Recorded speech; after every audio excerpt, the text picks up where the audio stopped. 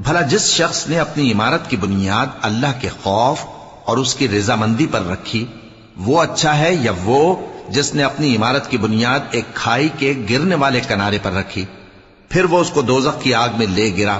اور اللہ ظالم لوگوں کو ہدایت نہیں دیتا۔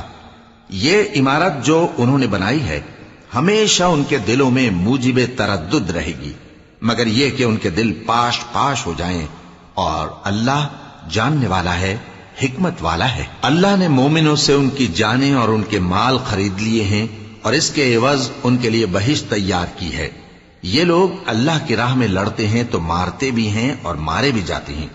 یہ تورات اور انجیل اور قرآن میں سچا وعدہ ہے جس کا پورا کرنا اسے ضرور ہے، اور اللہ سے زیادہ وعدہ پورا کرنے والا کون ہے؟